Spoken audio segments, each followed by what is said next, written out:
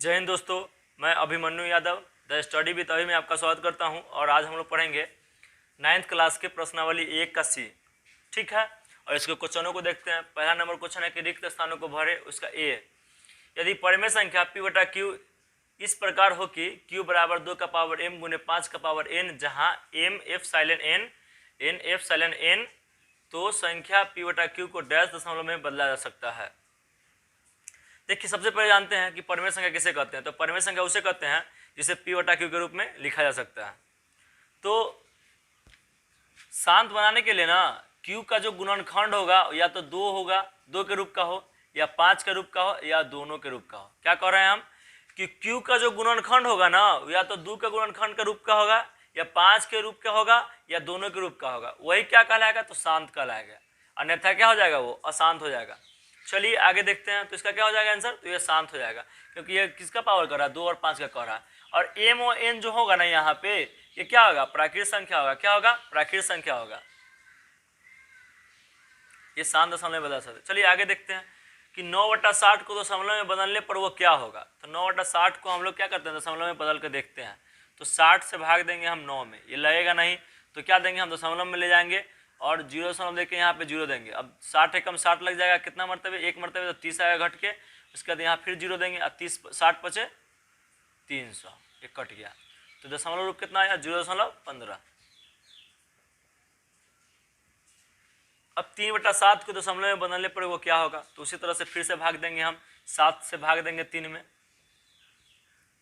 नहीं लगेगा, दशमलव बैठाएंगे, 0 देंगे, 7 छक 28, फिर 2, फिर यहाँ पे 0 देंगे, 7 दूना 14, फिर 6 घटाएगा, फिर यहाँ पे 0 आएगा, 7 8 56, फिर 4, फिर 0, फिर 7 बचे 35, फिर 5 बचेगा, फिर यहाँ पे 0 देंगे, 7 7 49 लगेगा, फिर कितना आ जाएगा? 1, फिर यहाँ पे 0 देंगे, फिर 1 मरतबा लगेगा 7, फिर कितना आएगा? 3, फिर से ये पूर्ण उसी तरह से आ जाएगा। इसलिए यहाँ से यहाँ तक क्या दे देंगे? बार का डॉट दे देंगे, चिन्ह दे देंगे, और इसका दशमलव रूप कितना हो जाएगा हमारा? 0.42857 डॉट, यहाँ पे बार का चिन्ह हो गया। ठीक है। अब प्रत्येक आवर्त दशमलव भिन्न एक डैश का दशमलव रूप होता है, तो ये परिमेय संख्या का होता है। परिमेय संख्या का दशमलव रूप क्या होता है? या तो आवर्त होता है और शांत होता है। ठीक है, तो ये परिमेय संख्या हो जाएगा। अब कह रहा है कि प्रत्येक शांत दशमलव भिन्न एक डैश संख्या का दशमलव रूप है, तो ये भी परिमेय संख्या का अभी तुरंत हमने बताया है आपको। अब कह रहा है कि अपरिमेय संख्या का दशमलव रूप न शांत होता है और न आवर्त होता है। क्या होता है? न आवर्त होता है। चलिए आगे देखते हैं। 0.5 और 0.6 के बीच एक अपरिमेय संख्या लिखिए।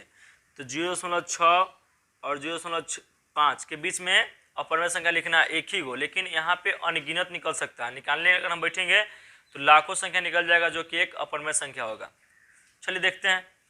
तो इसको अपरिमेय संख्या बनाने के लिए 5 3 2 1, यहाँ से यहाँ एक बार का चिन्ह देंगे, ये अपरिमेय संख्या बन जाएगा। ठीक है,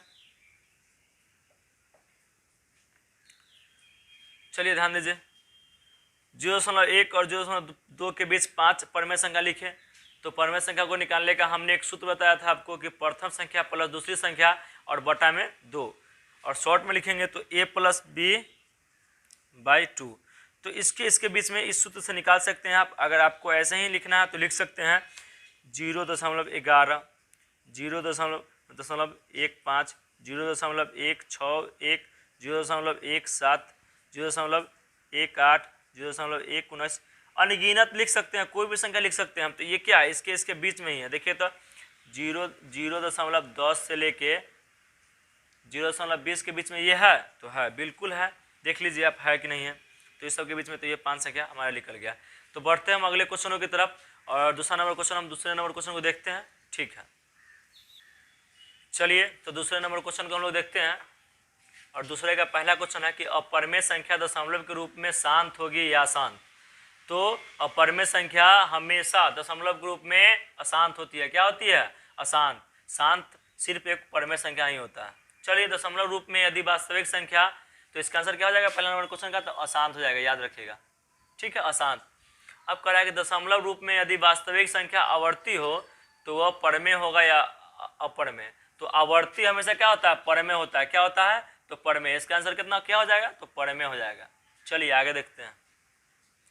दो वास्तविक संख्या लिखे जो अपरमेय न हो, तो जिसे p बटा q के रूप में लिख सकते हैं उसे परमेय लिखेंगे। और परमेय न लिखना है तो 2/8 जो लिखने का मान हो आपको परमेय में लिख लीजिए।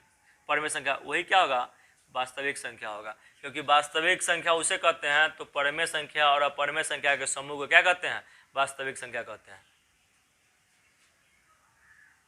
चलिए तो चौथे नंबर क्वेश्चन को देखते हैं, डी नंबर को, कि अपरमेय संख्या पाई का मान किस परमेय संख्या के बहुत निकट है। तो पाई का मान होता है अपरमेय संख्या में 22/7।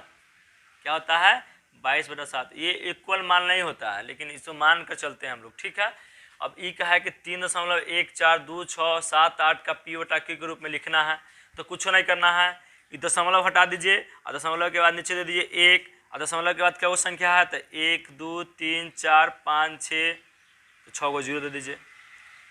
ए बाबू ध्यान दो, इधर क्या करना है, तो दशमलव हटा देना है, दशमलव के बदला 1 दे देना है और दशमलव के बाद जो गो संख्या तो 0, ठीक है।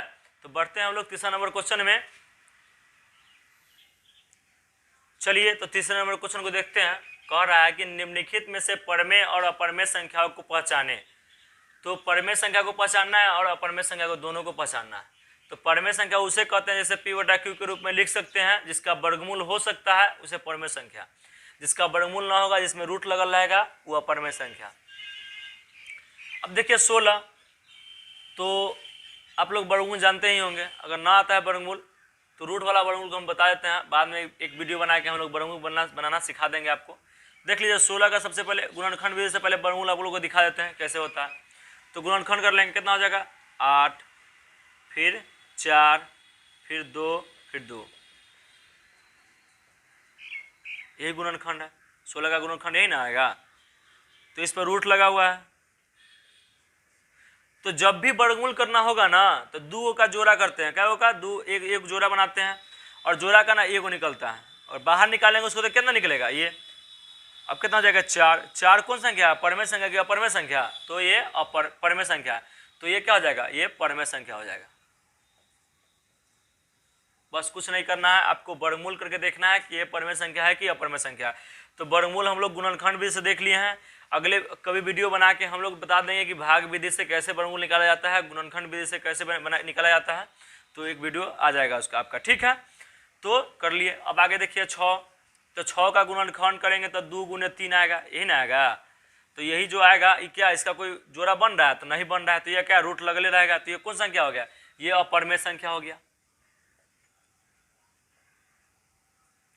चलिए आगे देखते हैं। तो ये भी क्या है, इसका वर्गमूल होगा 7 का, तो नहीं होगा, तो ये भी क्या होगा, अपरमेय संख्या होगा। अब देखते हैं 225 का। 225 का ये 15 का स्क्वायर है, यानी कि वर्ग है, तो इसका मतलब क्या, ये परमेय संख्या होगा। लेकिन ना, हम करके देखेंगे क्या, गुणनखंड विधि से वर्गमूल। तो पहले 5 से लगाएंगे, पहले 3 से लगा लेते हैं पहले। तो 7 3 21, 15 5 75, फिर 3 से लगाएंगे तो 25 3 75, फिर 5 से लगाएंगे तो 5 5। अब देखिए 225 का देखिए रूट में कि वर्ग अगर तोड़ेंगे इसको तो कितना हो जाएगा, 3 गुने 3 गुने 5 गुने 5, 2 2 का जोड़ा लगा लेते हैं तो कितना निकलेगा इसमें से बाहर, 3 गुने 5, तो कितना हो जाएगा 15। तो परमेय कौन सा, 15 कौन संख्या, तो परमेय संख्या, तो ये भी क्या जाएगा, परमेय हो जाएगा हमारा। आया बात समझ में, कि जिसका वर्गमूल हो जाएगा वो परमेय संख्या और जिसका नहीं होगा वो अपरमेय संख्या।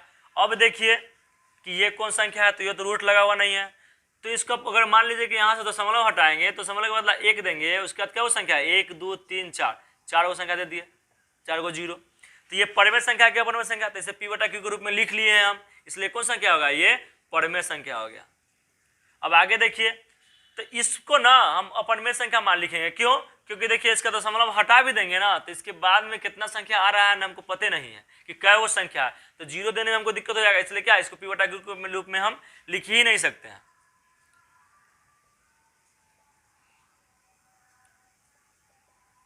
इसलिए कौन संख्या होगा, ये अपरमेय संख्या होगा। आई बात समझ में। तो जिसे p बटा q के रूप में लिखेंगे वो परमेय, जिसे न लिखेंगे उसे अपरमेय। तो हमने आज क्वेश्चन 1 2 3 को खत्म कर लिया है। अगले वीडियो में हम लोग 4 से स्टार्ट करेंगे। तब तक के लिए धन्यवाद। हमारे वीडियो को शेयर जरूर करें, चैनल को सब्सक्राइब करें, अच्छा लगे तो लाइक करें। धन्यवाद।